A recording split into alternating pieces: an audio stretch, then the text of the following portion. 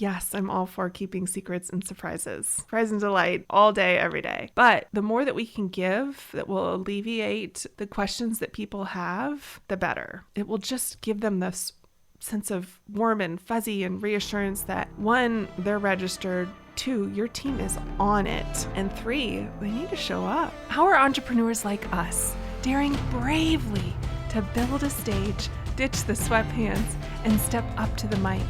How do we create our own transformative events so we can get our message out into the world in a bigger way that's not only profitable, but it's actually something we can be proud of? That's the question. And the answers are inside this podcast. My name is Sarah Pfeiffer. Welcome to Green Room Central. I bet you love it when your customer service team is totally bogged down with tickets. No? I'm being facetious. No one wants that for their team, especially in the weeks leading up to an event. And the answer is an outstanding guest confirmation letter. And so I'm going to give you the ingredients, the anatomy, if you will, right now. Here's what to include. I've got a whole list for you. In fact, I wrote this out, the whole letter, all the words inside of Live Event Academy, but I want to bore you and read it while we're here hanging out together today on the podcast. But I made a list of the important points. And so this might be one of those episodes where you get out a notebook and a pen and write things down as we hang out together, or perhaps even better yet, this is probably going to be one of those episodes that you assign as a task inside of your project management system to your integrator, your project manager, or whoever your event planner is.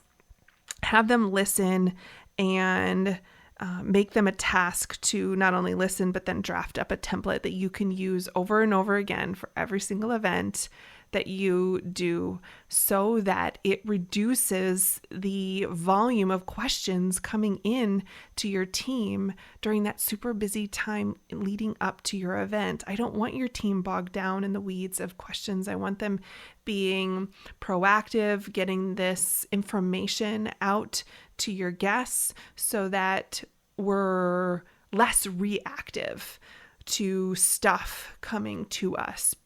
Because let's be honest, in the lead up to an event, it's an exciting time. There's lots of questions that come up.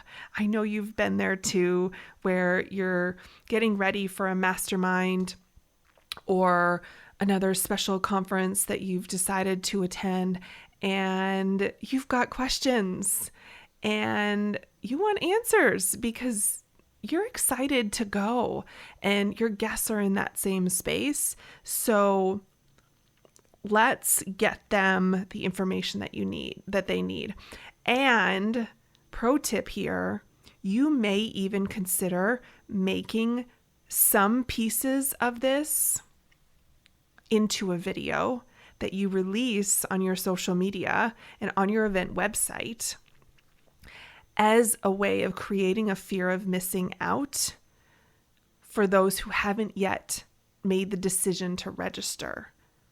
I think releasing a video like that, sending it an email, putting it on your event registration site, putting it on social media with the tone of, okay, now that you've registered, I want to make sure you know what to expect. Here are some details you need to know. A person getting that video who has not yet registered for your event is naturally going to be curious. So that is a marketing pro tip for you.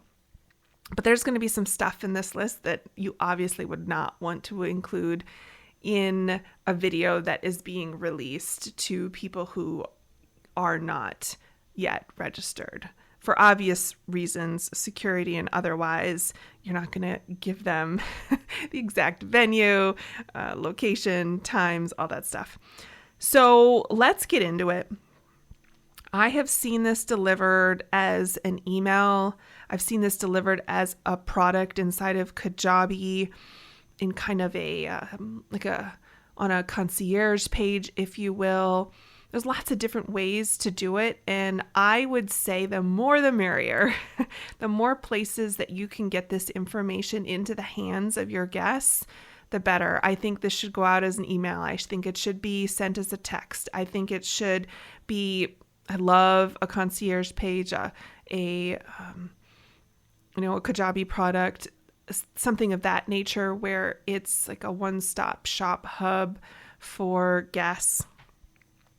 The more places that you can show this to your potential guests, the better chances inside the community, the better the chances that they will see it, and then it will answer their questions before they go out to your customer service team to try to get their question answered. Okay. So let's get into it. First, it should be extremely celebratory. The first line should be, "Yay, you're registered."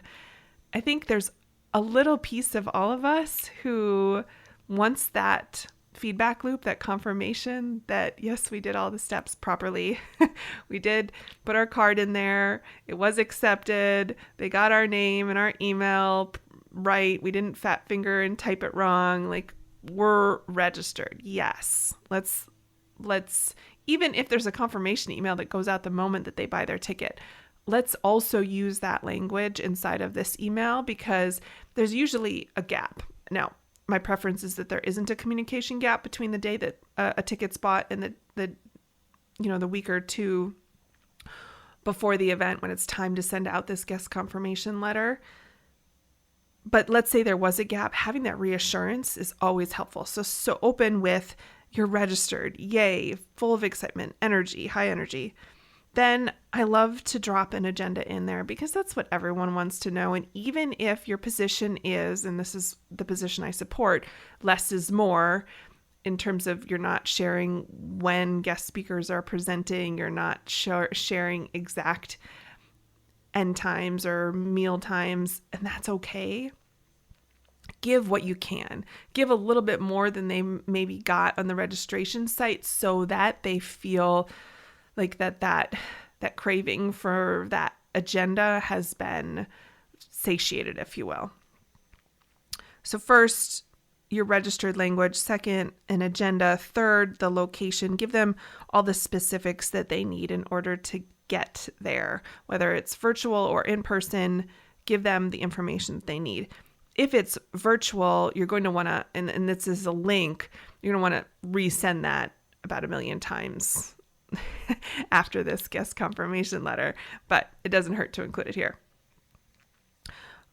Fourth is registration. So is there going to be on-site registration or is there going to be virtual registration where people are going to have to check in, get a badge, get additional information?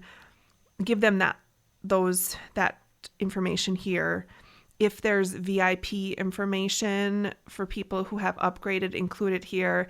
And yes, even if they're not VIP, I wouldn't say segment your list for this because I always think fear of missing out is a major driver of action. And so when you put information that is just for VIPs inside this email, it tells the people who haven't yet made an upgrade for their ticket that exactly what they're missing out on. And so you can include a link here to upgrade if you still have upgrades available and give that information to everyone else all at this time. I think that's great.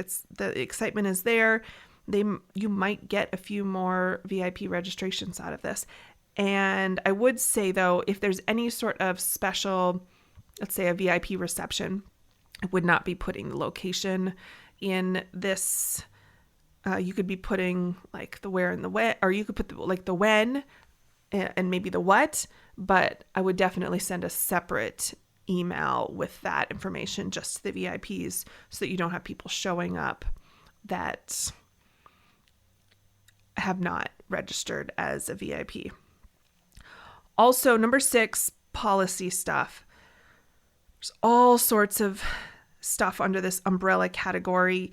This includes things like if they've got a friend that wants to come, what to do, what if they need to cancel, do you give refunds, what if they show up late to registration, like at the event, and they're not coming right at the beginning. What's your videography policy? What's your photography policy? Will they have to sign a waiver when they get there? Just policy stuff. So you know what it is for your community. Let's make sure that kind of the rules, the regulations, the policy stuff, it's all kind of covered right there. So it's not a surprise. Also, another umbrella category is hospitality stuff. So things like, what's the internet Wi-Fi situation going to be like? What's lost and found? What about attire? What should they be wearing? How about things like sleeping rooms or air or ground transportation or parking or the fitness center? I love to give people all the information that they might want to have a comfortable experience, not only inside of the event, but off hours as well. Maybe it's even where to get a running map. So I think through what questions have come up in past events and just continually upgrade your guest confirmation letter with that information so that people get their questions answered. Again, this is all about proactively sharing information with them so that you don't have to be reactive and have your team answering all sorts of questions before your event. And then lastly, just keep that energy level high about your excitement over the upcoming event, about their arrival, about them being there. I need you to remember that you're still selling. You're selling them showing up. Do not forget that your communication between them registering for the event and them physically being there on site or being like dialed into the Zoom, logged into the Zoom, it's all about selling. You're still selling, showing up. I've told you before, I bought tickets that were more than $1,000 each for myself and my husband to attend an event, and we did not go. It just seems ridiculous that I would flush money like that down the drain, but I did. And it still bugs me a little. But I didn't show up. And I think it's so important that we, as the CEOs, the leaders of this event, remember we're still selling, showing up. So remember, number 8 is keep the energy high, keep the excitement high. You are still selling the event. And at this point, you're selling them showing up. Okay? I hope this has been helpful. I hope this helps you feel empowered that you can take charge of that volume of customer service tickets that comes in before an event by more proactively sharing more information about the event. I mean, yes, I'm all for keeping secrets and surprises. Surprise and delight all day, every day. But the more that we can give that will alleviate the questions that people have, the better. It will just give them this sense of warm and fuzzy and reassurance that 1, they're registered, 2, your team is on it, and 3, they need to show up. So give this episode to your integrator, assign them the task of drafting your guest confirmation letter, send it out as early as you can. I love that 2-week out time frame. That's usually when the questions start to bubble up and people start to think forward thinking in their calendar. And have some fun with this and share it everywhere. All right. I hope this was helpful. Thank you so much for hanging out with me today. Make it an outstanding rest of the week. Take care. Thank you for listening to the Green Room Central podcast. If you loved this episode, then please take a screenshot on your phone and post it to Instagram, and be sure to tag @SarahPfeiffer and let me know why you liked it and what you'd like to hear, or who you'd like to hear from in the future. That'll help me know what to create for you. Also, if scaling events in your business sounds like something you want to tackle this year and you need a coach, let's connect to see if one-on-one coaching is for you. Just go to greenroomcentral.com. You and I can work together one-on-one throughout the course of the year and dive deep into the inner workings of your events and business. You'll receive mentorship, personalized feedback, and customized guidance to define your goals and achieve your next level of success. Just go to greenroomcentral.com right now to apply. I appreciate your commitment to leveling up and learning the mindset and strategy of live events. Keep going. Keep learning. If you want more, head over to greenroomcentral.com for show notes and all the links from today's episode.